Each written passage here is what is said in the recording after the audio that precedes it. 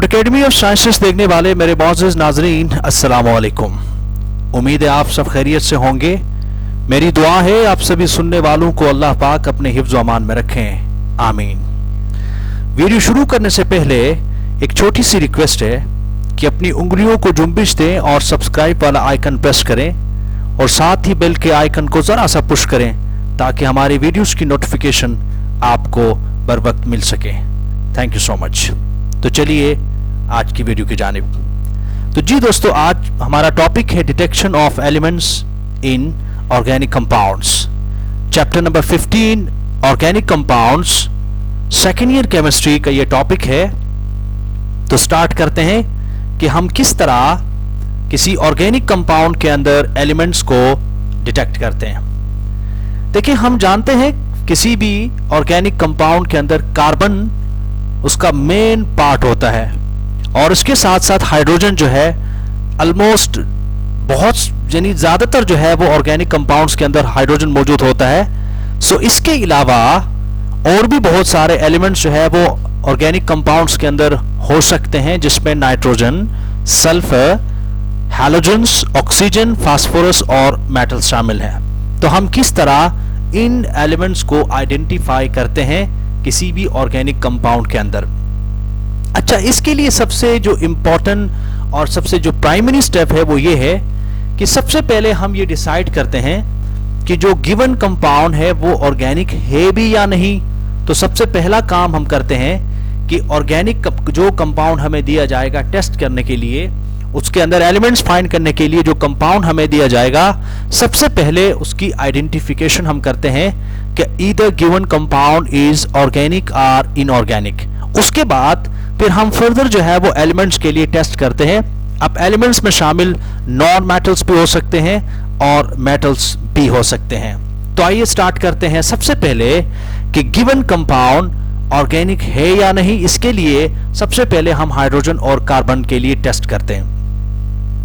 Carbon can be detected by heating a small amount of given compound with cupric oxide in test tube। हम करते क्या है कि एक टेस्ट ट्यूब लेते हैं, उस टेस्ट ट्यूब के अंदर हम जो कंपाउंड हमें दिया जाता है ये डिसाइड करने के लिए कि ये गिवन कंपाउंड जो है वो ऑर्गेनिक है या इनऑर्गेनिक, तो उसके साथ हम थोड़ा सा क्यूप्रिक ऑक्साइड जो है वो मिलाते हैं। मिलाने के बाद उसको हीट करते हैं। हीट करने के बाद जो कार्बन और हाइड्रोजन होगा ऑर्गेनिक कंपाउंड के अंदर वो ऑक्सीडाइज होगा कार्बन डाइऑक्साइड और वाटर के अंदर। अब for the detection of carbon dioxide अब हम करते क्या है, कार्बन डाइऑक्साइड गैस को जो कि उस टेस्ट ट्यूब के अंदर से निकलेगी हीटिंग के नतीजे में, उसको हम पास करवाते हैं लाइम से, जो कि लाइम वाटर को मिल्की में कन्वर्ट करता है। अच्छा, रिएक्शन जब हम आगे देखेंगे तो उसमें फिर हमें क्लियर होगा कि ये जो मिल्की कलर अपीयर होता है वो बेसिकली एक कंपाउंड की फॉर्मेशन की वजह से होता है। हम लेटर ऑन देखेंगे कौन सा कंपाउंड जो है वो इस रिएक्शन के नतीजे में बनता है।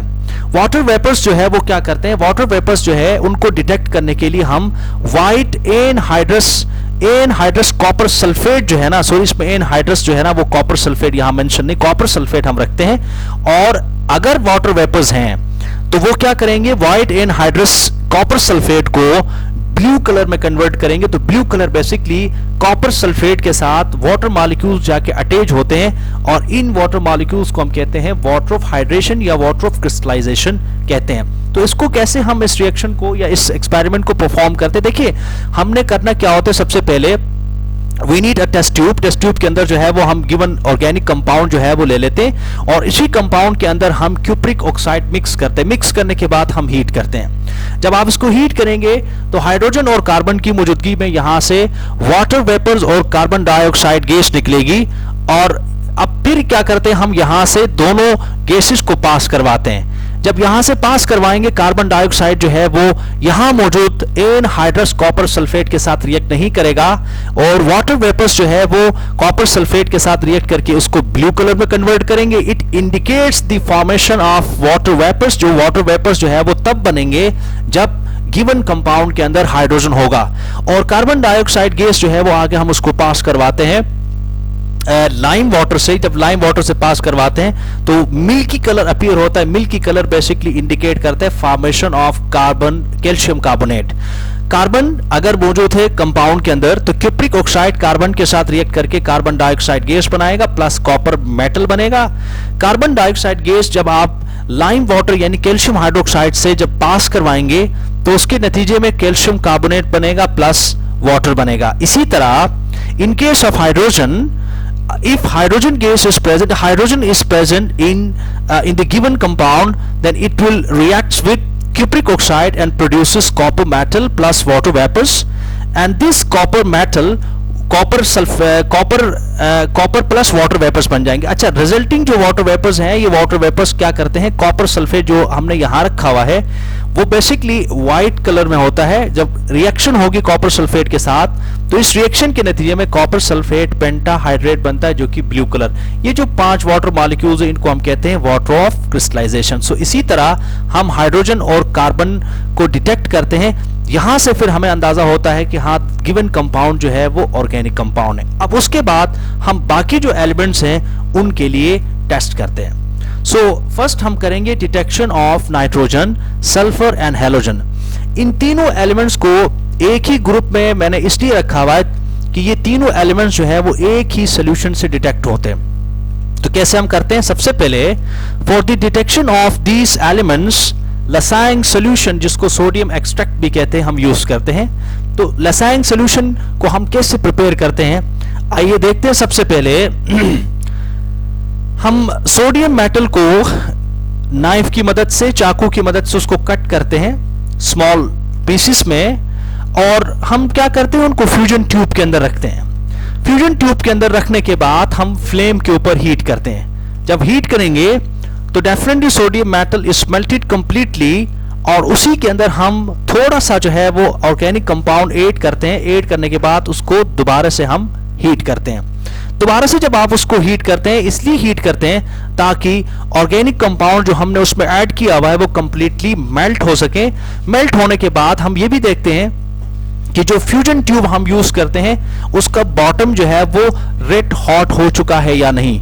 अगर रेड हॉट हो चुका है तो उसको हम चाइना डिश के अंदर वाटर, पहले 20 cm क्यूब जो है वाटर पहले से ले लेते हैं, उसी के अंदर हम फ्यूजन ट्यूब को ब्रेक करते हैं। तो याद रखें, फ्यूजन ट्यूब को जब आप ब्रेक करेंगे तो उस वक्त फ्यूजन ट्यूब के अंदर ऑर्गेनिक कंपाउंड भी था, उसके अंदर हमने सोडियम मेटल को भी मेल्ट करवाया था।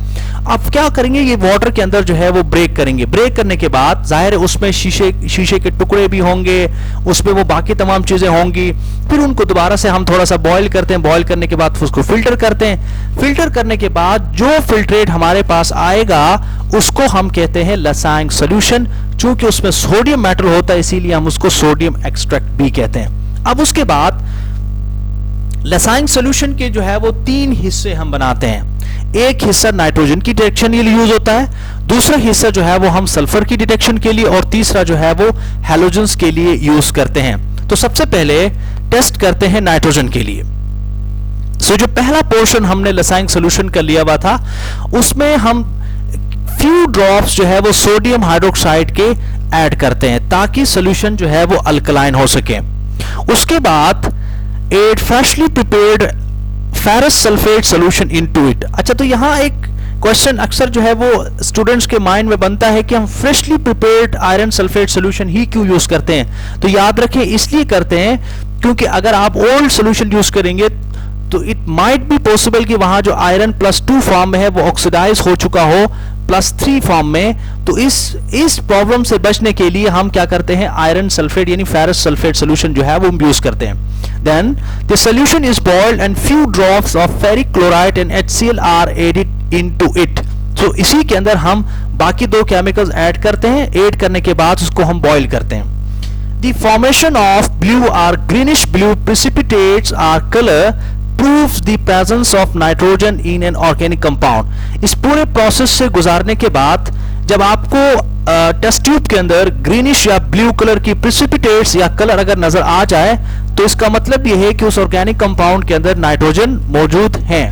केमिकल रिएक्शन या केमिस्ट्री जो है वो उसकी क्या होगी, what basically happening inside the test tube, whenever we carried out this whole procedure or whole experiment, first of all, sodium metal which is present in sodium extract reacts with carbon and nitrogen and forms sodium cyanide. Sodium cyanide क्या करता है, जो freshly iron sulphate हम add करते हैं सी के अंदर, इसके साथ रिएक्शन करके एक कॉम्प्लेक्स बनाता है जिसको हम इसको कहते हैं सोडियम हेक्सासियानोफेरेट। ये बेसिकली एक कॉम्प्लेक्स बनता है, इंटरमीडिएट कॉम्प्लेक्स, और इसका जो है वो कोई कलर नहीं होता, साथ सोडियम सल्फेट बनता है। अब स्टेप नंबर 2 तक, यहां तक तो ठीक है, चीजें क्लियर हो गई। उसके बाद फिर FeCl3 सॉल्यूशन हम क्यों ऐड करते हैं, वो इसलिए ऐड करते हैं, जब FeCl3 सॉल्यूशन ऐड करेंगे तो ये क्या करेगा, इस कंपाउंड के साथ जो इंटरमीडिएट कंपाउंड बना है इसके साथ रिएक्ट करके एक फाइनल जो है वो प्रोडक्ट या फाइनल एक ट्रांजिशन कॉम्प्लेक्स जो है वो उसको उसमें कन्वर्ट करता है, जिसका नाम है प्रूशियन ब्लू। और याद रखिए प्रूशियन ब्लू जो है ये बेसिकली प्रिसिपिटेट या कलर, इसी की वजह से कलर जो है वो अपीयर होता है, इसी तरह का कंपाउंड बनता है। सो इसी तरह हम नाइट्रोजन की आइडेंटिफिकेशन करते हैं ऑर्गेनिक कंपाउंड्स के अंदर। इसी के साथ बाजू का ये होता है कि जब आप ये सारा प्रोसीजर कर रहे होते हैं तो आपको ब्लड रेड कलर जो है वो अपीयर होता है। अच्छा, ब्लड रेड कलर तब अपीयर होता है जब नाइट्रोजन और सल्फर दोनों जो है वो ऑर्गेनिक कंपाउंड के अंदर मौजूद हो। ये भी मुमकिन है, बहुत सारे ऑर्गेनिक कंपाउंड्स ऐसे हैं जिनमें नाइट्रोजन भी होता है साथ सल्फर भी होता है। अगर नाइट्रोजन और सल्फर दोनों ऑर्गेनिक कंपाउंड के अंदर मौजूद होंगे तो तब जो है वो हमें ब्लड रेड कलर नजर आएगा। रिएक्शन किस तरह से होगी, सोडियम एक्सट्रैक्ट के अंदर कार्बन चूंकि ऑर्गेनिक कंपाउंड के अंदर होता ही है, नाइट्रोजन और सल्फर की मौजूदगी में पहले सोडियम थायोसाइनेट बनेगा। सोडियम थायोसाइनेट अब जो है वो लिगेंड के तौर पर एक्ट करेगा, आयरन सल्फेट सॉल्यूशन के साथ रिएक्ट करके। पहले यहां CN होता था, अब लिगेंड जो है वो यहां थायोसाइनेट लिगेंड अटैच होगा। देखिए प्रोडक्ट तकरीबन इस तरह का, लेकिन सिर्फ और सिर्फ लिगेंड के चेंज होने की वजह से इसको कहते हैं लिगेंड। हम ट्रांजिशन कॉम्प्लेक्सेस के नोमेनक्लेचर में जाहिर है इसको हम लिगेंड कहते हैं। अगर आप फर्दर जो है वो ट्रांजिशन कॉम्प्लेक्सेस के नोमेनक्लेचर के बारे में जानना चाहते हैं तो मेरे चैनल में वीडियो इसके ऊपर मौजूद है, कॉम्प्रिहेंसिव वीडियो जो है वो प्रॉपर IUPAC नोमेनक्लेचर का, आप जाके विजिट करें, उसमें देखें तो तकरीबन जो है वो ये सारा कॉन्सेप्ट आपको क्लियर हो जाएगा। यहां हम नाम के ऊपर डिस्कशन नहीं करेंगे, लेकिन सिर्फ जो है यहां SCN जो है इसकी एडिशन से कलर जो है वो चेंज होगा, लेकिन इसका अपना कोई कलर नहीं है। FeCl3 रिएक्ट करेगा इस इंटरमीडिएट कॉम्प्लेक्स के साथ और फाइनली जो है ये वाला कॉम्प्लेक्स बनेगा जिसको हम आयरन हेक्सासियानोफेरेट कॉम्प्लेक्स कहते हैं, जिसका कलर क्या होता है, ब्लड रेड कलर होता है। ओके, उसके बाद अगला जो पोर्शन है लसाइंग सॉल्यूशन का वो हम यूज करते हैं सल्फर की आइडेंटिफिकेशन के लिए। The second portion of Lassaigne solution is acidified with acetic acid. तो पहला स्टेप क्या है कि हम लसाइंग सॉल्यूशन के अंदर एसिटिक एसिड ऐड करके इसको एसिडिफाई करते हैं और बॉयल करते हैं। इसलिए बॉयल करते हैं ताकि हाइड्रोजन सल्फाइड गैस एक्सपेल हो सके, या हाइड्रोजन सल्फाइड गैस की फॉर्मेशन करवाने के लिए हम हीट करते हैं। हीट करने के बाद उस टेस्ट ट्यूब के माउथ के ऊपर हम रखते हैं लेड एसीटेट पेपर। तो याद रखें लेड एसीटेट पेपर जो है वो कैसे तैयार करते हैं, इसके लिए ये सिंपल हम लेड एसीटेट सॉल्यूशन तैयार करते हैं। उसी के अंदर हम नॉर्मल जो वॉटमैन फिल्टर पेपर होता है उसी को हम डिप करते हैं, बाहर निकालते हैं, उसको ड्राई करते हैं। जब ड्राई करेंगे तो वो जो पेपर बन जाएगा उसको हम कहते हैं लेड एसीटेट पेपर। तो लेड एसीटेट पेपर को हम टेस्ट ट्यूब के माउथ के ऊपर रखते हैं। जब हाइड्रोजन गैस निकलेगी तो इस पेपर को वो ब्लैक कलर में कन्वर्ट करेगी। That indicates the presence of sulphur in an organic compound chemical reaction. In case of sulfur in organic compound, acetic acid will reacts with this sulfur and produces hydrogen sulfide gas and acetate ion. This hydrogen sulfide gas reacts with the lead of the lead acetate and form lead sulfide, जो कि black precipitates की शक्ल में या spots की शक्ल में जो है वो हमें नजर आता है और acetic acid दोबारा बन जाएगा। उसके बाद है next test for halogens. Lassaigne solution का जो तीसरा पोर्शन है वो हम यूज करते हैं हैलोजेंस की आइडेंटिफिकेशन के लिए। उसमें सबसे पहले हम क्या करते हैं, नाइट्रिक एसिड ऐड करते हैं। ऐड करने के बाद इसको बॉयल करते हैं। इसलिए बॉयल करते हैं ताकि जो इंटरफेयरिंग स्पीशीज हैं like cyanide ion, sulphide ion, वो निकल सके, ताकि वो रिएक्शन के अंदर जो है वो इंटरफेयर ना कर सके। और उसके बाद फिर हम उसी सोल्यूशन के अंदर ऐड करते हैं silver nitrate. Silver nitrate add करने के बाद हम दो काम करते हैं, एक तो उसका कलर चेक करते हैं, और दूसरा जो है जो प्रेसिपिटेट्स बनेंगी उनकी सॉल्युबिलिटी हम चेक करते हैं अमोनियम हाइड्रोक्साइड के अंदर।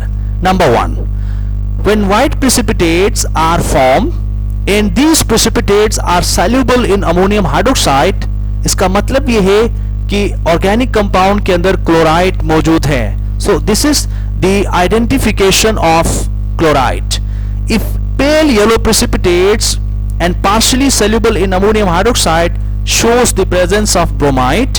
Similarly, deep yellow precipitates अगर बन जाए और वो अमोनियम हाइड्रोक्साइड के अंदर completely insoluble हो, तो उसका मतलब यह है कि उसमें आयोडीन ऑर्गेनिक कंपाउंड के अंदर मौजूद है। सो ये एक सिंपल सी रिएक्शन है जिसमें जो हैलोजन पार्ट होता है वो सिल्वर नाइट्रेट का जो सिल्वर है उसके साथ रिएक्ट करके सिल्वर हैलाइड्स बनाता है। अगर क्लोरीन है तो सिल्वर क्लोराइड बनेगा, ब्रोमीन है तो सिल्वर ब्रोमाइड बनेगा, और आयोडीन अगर है तो वो सिल्वर आयोडाइड बनेगा। और इसी तरह डिफरेंट कलर की प्रेसिपिटेट्स और उनकी सॉल्युबिलिटी से हम कंफर्म करते हैं कि कौन सा हैलोजन जो है वो ऑर्गेनिक कंपाउंड के अंदर मौजूद है। उसके बाद है डिटेक्शन ऑफ ऑक्सीजन।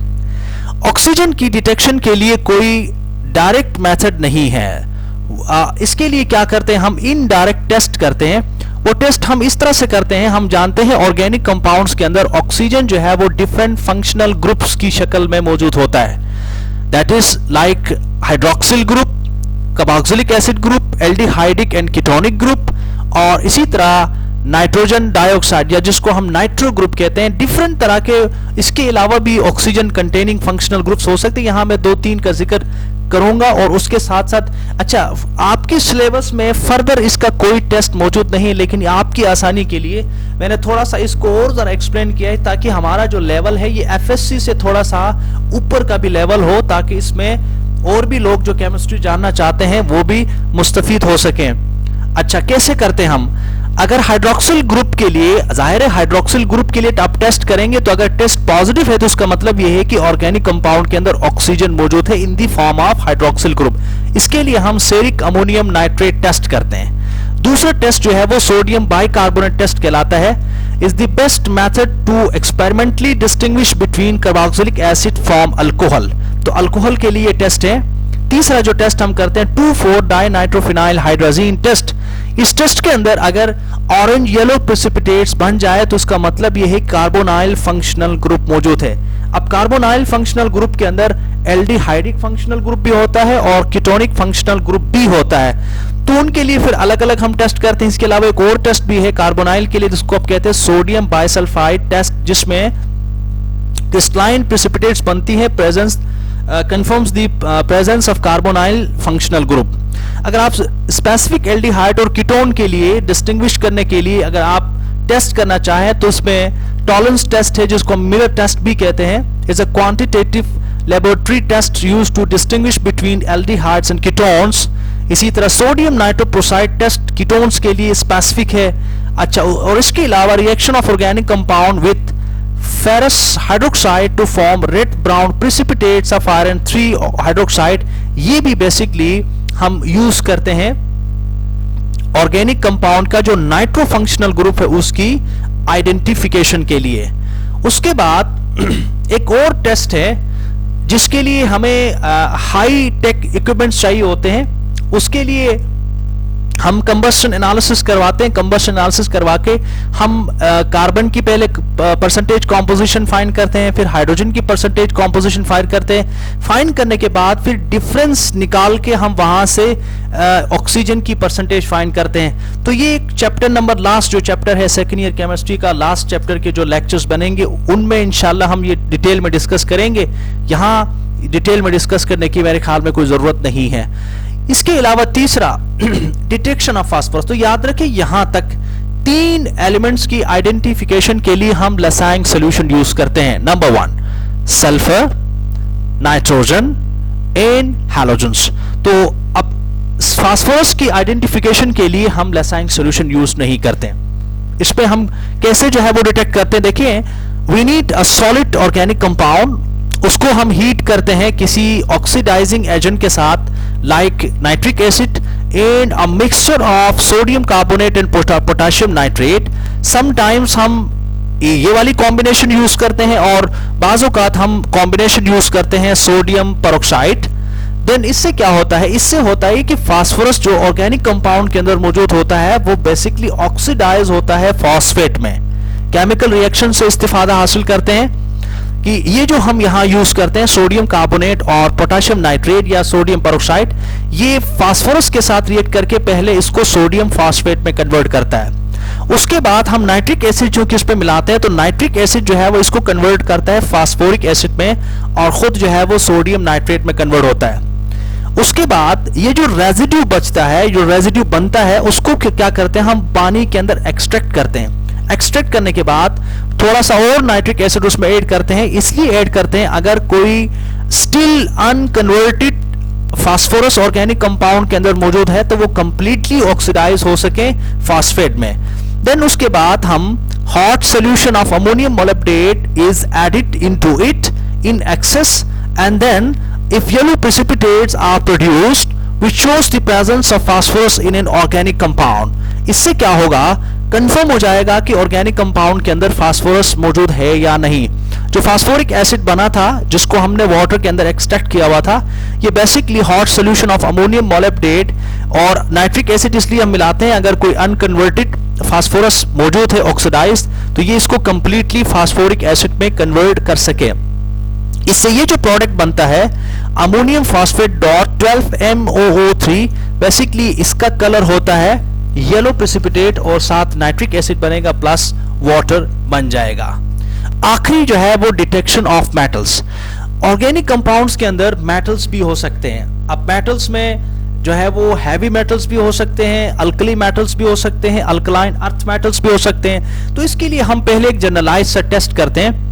वो इस तरह करते हैं, ऑर्गेनिक कंपाउंड को पहले हम प्लेटिनियम क्रूसिबल के अंदर हीट करते हैं। तब तक हम हीट करते हैं जब तक रिएक्शन कंप्लीटली जो है वो एंड तक जो है वो कंप्लीट ना हो, तब तक हम जो है वो इसको हीट करते हैं। हीट करने के बाद अगर इनकम्बस्टिबल कोई रेजिड्यू नजर आ जाए, यानी जो कुछ होगा वो गैसेस की शक्ल में ऑर्गेनिक कंपाउंड में से निकल जाएंगे। अब पीछे सॉलिड फॉर्म में अगर कोई चीज बच जाता है तो उसका मतलब ये है कि उसमें क्या होंगे, मेटल्स होंगे। अब मेटल्स के लिए क्या करते हैं, ये जो रेजिड्यू बना है इसको हम एक्सट्रैक्ट करते हैं डाइल्यूट एसिड्स के अंदर और टेस्ट करते हैं for metallic radicals by using scheme applied for inorganic radicals. ये सेकेंड ईयर के अंदर जो आपका प्रैक्टिकल पोर्शन है वहां आप सॉल्ट एनालिसिस की पूरी स्कीम है कि किस तरह हम डिफरेंट मेटल्स को आइडेंटिफाई करते हैं, उस पे आप पढ़ेंगे डिटेल में। नहीं, अगर आपकी लेबोरेटरी में कोई हाईटेक इक्विपमेंट पड़ा हुआ है जैसे एटॉमिक एब्जॉर्प्शन स्पेक्ट्रोस्कोपी है और inductively coupled plasma mass spectrometry है, ICP-MS और AAS, इस तरह के अगर इक्विपमेंट्स अगर आपके पास हैं तो आप उनसे भी इस्तिफादा हासिल कर सकते हैं। तो यहाँ तक जो है वो आज का हमारा लेक्चर खत्म हुआ। उम्मीद है आपको ये लेक्चर बहुत अच्छा लगा होगा।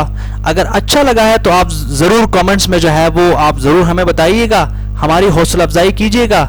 Thank you for listening.